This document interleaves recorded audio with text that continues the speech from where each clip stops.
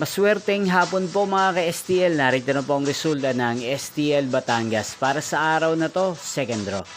September 3, 2025, araw ng Miyerkules. Naway ang mga natayan nyo pong mga numero kanina ay manalo nawa ngayong hapong ito, 4:30 PM. Kaya't kunin nyo na po ang inyong mga ticket. Narito na po ang resulta.